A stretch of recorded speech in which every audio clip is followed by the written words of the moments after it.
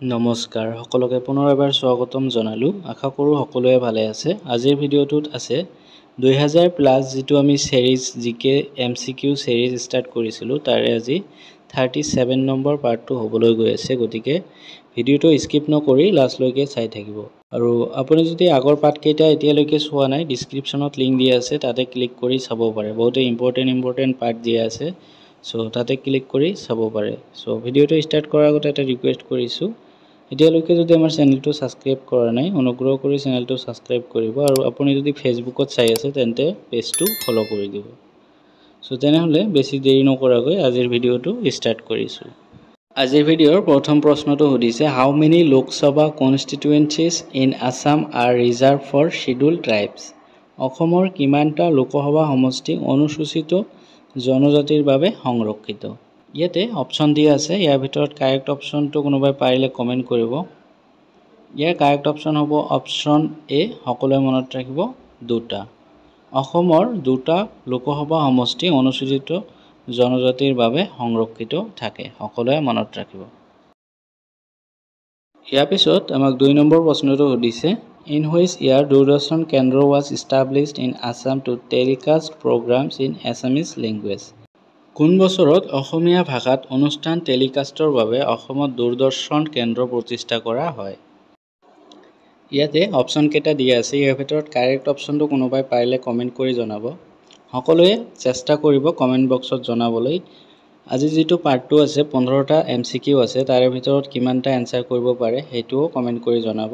যদি 15টাই কৰিব পাৰিছে তেনেহলে আপুনি ভাল এটা পৰ্যায়ত ষ্টাডি কৰি আছে, আৰু যদি 15টা পাৰা নাই 10টা পাৰিছে বা তাতকৈ কম পাৰিছে তথাপিও জনাব। সো ইয়াৰ কাৰেক্ট অপশনটো হ'ব অপশন এ, সকলোৱে মনত ৰাখিব 1989। 1989 চনত অসমীয়া ভাষাত অনুষ্ঠান টেলিকাষ্টৰ বাবে অসমত দূৰদৰ্শন কেন্দ্ৰ প্ৰতিষ্ঠা কৰা হয়, সকলোৱে মনত ৰাখিব। ইয়াৰ পিছত 3 নম্বৰ প্ৰশ্নটো সুধিছে, which one Lok Sabha কনষ্টিটুৱেন্সি in Assam is reserve for schedule caste? অসমৰ কোনটো এটা লোকসভা সমষ্টি অনুসূচিত জাতিৰ বাবে সংৰক্ষিত? ইয়াতে অপশন কেইটা দিয়া আছে, ইয়াৰ ভিতৰত কাৰেক্ট অপশনটো কি হ'ব? ইয়াৰ কাৰেক্ট অপশন হ'ব অপশন ডি, সকলোৱে মনত ৰাখিব কৰিমগঞ্জ। অসমৰ কৰিমগঞ্জ লোকসভা সমষ্টি অনুসূচিত জাতিৰ বাবে সংৰক্ষিত, সকলোৱে মনত ৰাখিব। ইয়াৰ পিছত 4 নম্বৰ প্ৰশ্নটো সুধিছে, who was the first member of parliament from Guwahati Lok Sabha কনষ্টিটুৱেন্সি in 1951? 1951 চনত গুৱাহাটী লোকসভা সমষ্টিৰ পৰা কোন আছিল অসমৰ সংসদ সদস্য? ইয়াতে অপশন কেইটা দিয়া আছে, ইয়াৰ ভিতৰত কাৰেক্ট অপশনটো কি হ'ব পাৰিলে কমেন্ট কৰিব। ইয়াৰ কাৰেক্ট অপশন হ'ব অপশন বি, সকলোৱে মনত ৰাখিব ৰোহিণী কুমাৰ চৌধুৰী। 1951 চনত গুৱাহাটী লোকসভা সমষ্টিৰ পৰা ৰোহিণী কুমাৰ চৌধুৰী আছিলে প্ৰথম সংসদ সদস্য, সকলোৱে মনত ৰাখিব। ইয়াৰ পিছত 5 নম্বৰ প্ৰশ্নটো সুধিছে, the Manas bio reserve was created in the year? কোন চনত মানস জৈৱ সংৰক্ষিত বনাঞ্চলৰ সৃষ্টি হৈছিল? ইয়াতে অপশন দিয়া আছে, কোনোবাই পাৰিলে কমেন্ট বক্সত কমেন্ট কৰিব। ইয়াৰ কাৰেক্ট অপশন হ'ব অপশন বি 1973। 1973 চনত মানস জৈৱ সংৰক্ষিত বনাঞ্চলৰ সৃষ্টি হৈছে, সকলোৱে মনত ৰাখিব। ইয়াৰ পিছত 6 নম্বৰ প্ৰশ্নটো সুধিছে, the Kakoijana reserve forest is located in which district? Kakoijana সংৰক্ষিত বনাঞ্চল কোনখন জিলাত অৱস্থিত? ইয়াতে 4টা অপশন দিয়া আছে, ইয়াৰ ভিতৰত কাৰেক্ট অপশনটো কি হ'ব? ইয়াৰ কাৰেক্ট অপশন হ'ব অপশন এ বঙাইগাঁও।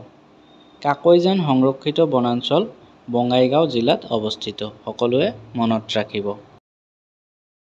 ইয়াৰ পিছত 7 নম্বৰ প্ৰশ্নটো সুধিছে, what is the meaning of Hasao in the word Dima Hasao? Dima Hasao শব্দটোত হাছাওৰ অৰ্থ কি? ইয়াতে অপশন দিয়া আছে, ইয়াৰ ভিতৰত কাৰেক্ট অপশনটো কোনটো হ'ব? ইয়াৰ কাৰেক্ট অপশন হ'ব option B hills. Dima Hasao শব্দটোত হাছাওৰ অৰ্থ হৈছে পাহাৰ, হিলছ, সকলোৱে মনত ৰাখিব।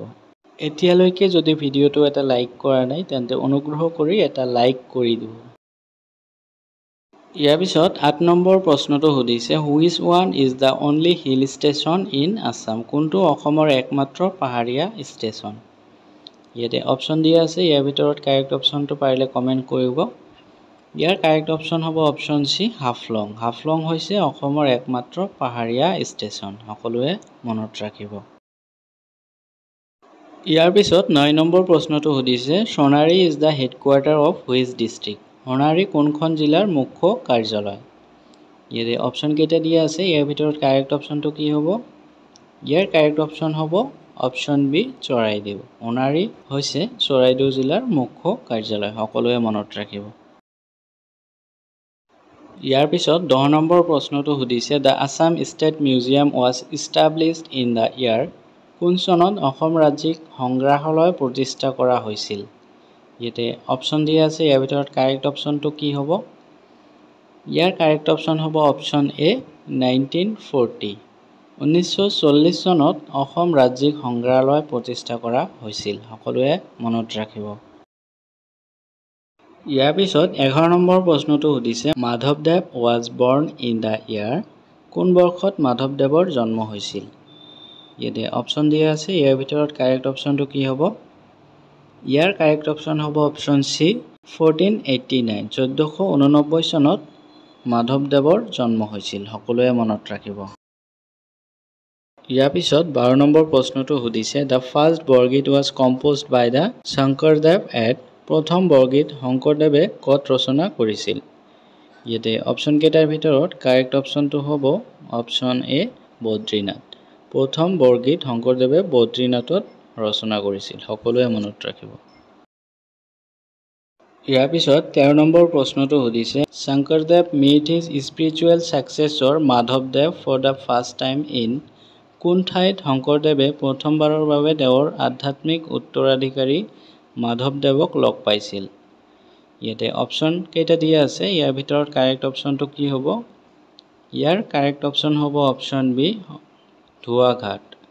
ধোৱাঘাটত শংকৰদেৱে প্ৰথমবাৰৰ বাবে তেওঁৰ আধ্যাত্মিক উত্তৰাধিকাৰী মাধৱদেৱক লগ পাইছিল, সকলোৱে মনত ৰাখিব। ইয়াৰ পিছত 14 নম্বৰ প্ৰশ্নটো দিয়া আছে, the ancient city Bengmara is presently known as? প্ৰাচীন নগৰ বেংমাৰা বৰ্তমান কি নামেৰে জনাজাত? ইয়াতে অপশ্যন দিয়া আছে, অপশ্যন কেইটাৰ ভিতৰত কাৰেক্ট অপশ্যনটো কোনটো হ'ব? ইয়াৰ কাৰেক্ট অপশ্যন হ'ব অপশ্যন চি তিনিচুকীয়া। প্ৰাচীন নগৰ বেংমাৰা বৰ্তমান তিনিচুকীয়া নামেৰে জনাজাত, সকলোৱে মনত ৰাখিব। ইয়াৰ পিছত 15 নম্বৰ প্ৰশ্নটো সুধিছে, আজিৰ ভিডিঅ'ৰ লাষ্ট প্ৰশ্ন, ডিউৰিং ইণ্ডিয়ান ইণ্ডিপেণ্ডেন্স হাউ মেনি ডিষ্ট্ৰিক্টছ আছাম হেড?